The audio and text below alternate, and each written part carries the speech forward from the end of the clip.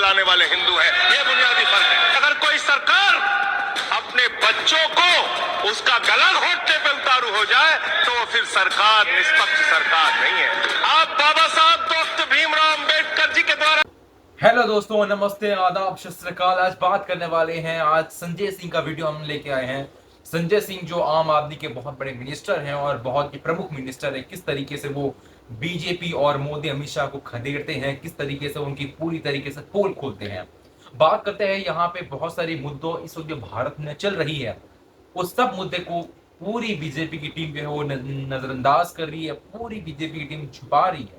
अभी एसएससी के एग्जाम का ले लें, अभी जितने भी बिहार वोट चोरी के जो मामला हुआ, किस तरह राहुल गांधी ने किस तरीके से सामने लेके आए हैं, सारी वीडियो जो है वो इस वीडियो में देखेंगे किस तरीके से संजय सिंह साहब जो हैं वो इन बीजेपी वालों की जो है पोल खोल रहे हैं। आप वीडियो में आखिर तक बने रहें और हमारे चैनल को शेयर, सब्सक्राइब, लाइक करते रहें और अपने भाई को सपोर्ट भी करते रहें। Let's go.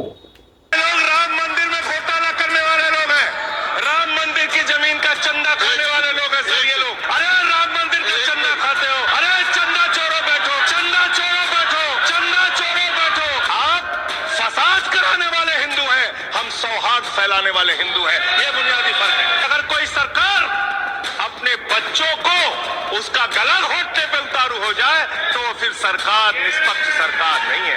आप बाबा साहब डॉक्टर भीमराव अंबेडकर जी के द्वारा लिखे गए संविधान की हत्या कर रहे हैं। वक्फ की संपत्तियां कब्जा करके आप अपने दोस्तों को देंगे, कल गुरुद्वारे की संपत्तियां कब्जा करके आप अपने दोस्तों को देंगे। अरे सुनना सीखो पहले। आप मुसलमानों का भला कर रहे हैं। दोनों सदन में सिर्फ एक सदस्य गुलाम अली को छोड़ के एक भी सदस्य आपका मुसलमान नहीं है। आप मुसलमानों का भला कर रहे हैं। जितने भी हिंदुओं की कमेटियां हैं, ट्रस्ट है, बोर्ड है, उन सारे ट्रस्ट और कमेटियों में 80% आरक्षण दलित, आदिवासी और पिछड़े हिंदुओं को दीजिए। मैं समर्थन करूंगा आपका। बड़ी बड़ी सत्ता उखड़ गई और चली गई, किसी गलतफहमी में मत रहिए। आपको लोकसभा के चुनाव में मात्र 36% वोट मिला है। इस देश की 64% आबादी आज भी आपके खिलाफ है, आज भी आपके खिलाफ खड़ी है।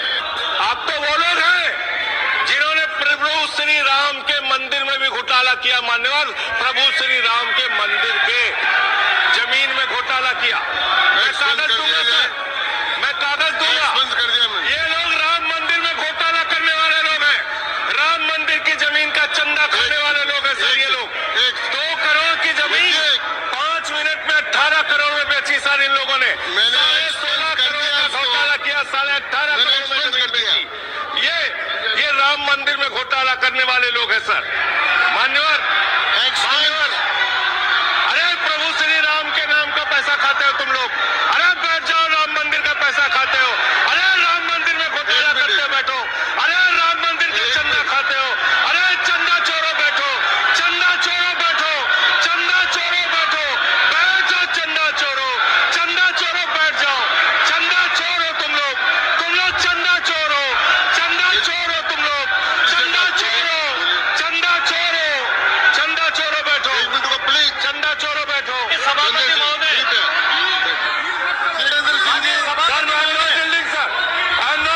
सदस्य ने चंदा चोरी किया,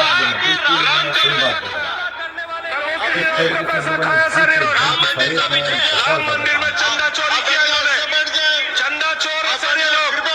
इन्होंने प्रभु श्री राम का चंदा खाया, चंदा चोरी किया सर। कृपया बैठ जाए। राम मंदिर के संबंध में सर राम मंदिर के संबंध में कहे गए सभी मंदिर के संबंध में कार्रवाई से निकाल रहा हूं, कार्रवाई से निकाल दें। 2 करोड़ की जमीन 18.5 करोड़ में खरीदी इन लोगों ने। 2 करोड़ की जमीन अयोध्या में 18.5 करोड़ में खरीदी। हम लोग बचपन से एक शब्द सुनते आए, सरकार माई बाप। सरकार माई बाप यानी कि जो सरकार होती है वो लोगों की माई बाप होती है, मां की तरह ख्याल रखती है, पिता की तरह ख्याल रखती है। लेकिन अगर कोई सरकार अपने बच्चों को उसका गला घोटने पे उतारू हो जाए तो वो फिर सरकार निष्पक्ष सरकार नहीं है। जब से मैंने इंट्राडे ट्रेडिंग सीखी है तब से मेरे पास पैसा ही पैसा है। देखो पहले मुझे भी नहीं पता था कि इंट्राडे ट्रेडिंग में क्या क्या अपने बच्चों को उसका गला घोटने पे उतारू हो जाए तो फिर सरकार निष्पक्ष सरकार नहीं है मान्यवर। वो सौतेली माँ है, उसका व्यवहार सौतेला है। ये सरकार कह रही है कि ये कानून हम मुसलमानों के भले के लिए आ रहे हैं। जब मैं आपसे सुनता हूं तो मुझे लगता है कपिल शर्मा कॉमेडी सर्कस में बोल रहा है। आप मुसलमानों का भला कर रहे हैं, दोनों सदन में एक भी सदस्य, दोनों सदन में सिर्फ एक सदस्य गुलाम अली को छोड़ के एक भी सदस्य आपका मुसलमान नहीं है। आप मुसलमानों का भला कर रहे हैं, आप मुसलमानों का भला कर रहे हैं। पूरी सरकार में एक मंत्री आपका मुसलमान नहीं है, आप मुसलमानों का भला कर रहे हैं। दो नेता अपने घरों में आपने बैठा दिया, मुख्तार अब्बास नकवी, शहनवाज हुसैन, दोनों की राजनीति आपने खत्म कर दी। आप मुसलमानों का भला कर रहे हैं, आप मुसलमानों का भला कर रहे हैं, आप मुसलमानों का भला कर रहे हैं। अरे सुनना सीखो पहले। धार्मिक संपत्तियों को कब्जा करने की एक कोशिश है, इसलिए इस बिल पर न हिंदू को खुश होना चाहिए, न सिख को खुश होना चाहिए, न ईसाई को खुश होना चाहिए, न जैन को खुश होना चाहिए, न बौद्ध को खुश होना चाहिए, क्योंकि नंबर सबका आएगा। और आज वक्फ की संपत्तियां कब्जा करके आप अपने दोस्तों को देंगे, कल गुरुद्वारे की संपत्तियां कब्जा करके आप अपने दोस्तों को देंगे, फिर चर्चों की संपत्तियां कब्जा करके आप अपने दोस्तों को देंगे, फिर बौद्धों की संपत्तियां कब्जा करके आप अपने दोस्तों को देंगे, फिर जैनों की संपत्तियां कब्जा करके आप अपने दोस्तों को देंगे, फिर मंदिरों की जमीनें कब्जा करके आप अपने दोस्तों को देंगे। मैं आपसे हाथ जोड़कर निवेदन करता हूं, विनती करता हूं, और हमारे जो मित्र उधर भी हैं, अगर आप मेरी बात से सहमत है तो समर्थन करना।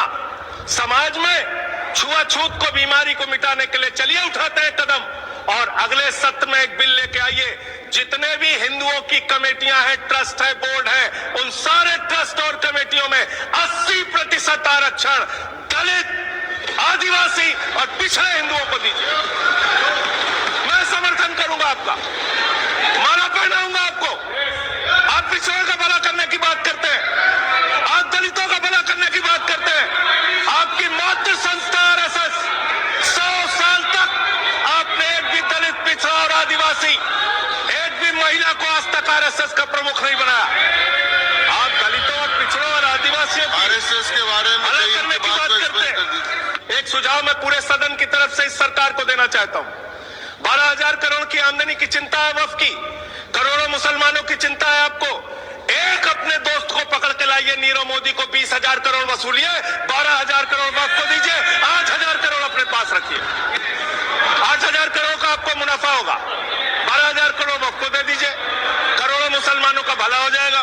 मान्यवर, अंतिम बात कह के आपने कहा सच्चर कमेटी की रिपोर्ट से 12,000 करोड़ की आमदनी की बात कही गई है। अर्ध सत्य मत बोलिए, पूरा सत्य बोला कीजिए, सुविधाजनक सत्य मत बोलिए, पूरा सच बोला कीजिए। मंत्री जी, इसमें लिखा हुआ है सच्चर कमेटी की रिपोर्ट में कि भारत की सरकार ने, राज्यों की सरकार ने अलग अलग राज्यों में, अलग अलग जगहों पे 365 वक्फ की संपत्तियां कब्जा कर रखी हैं।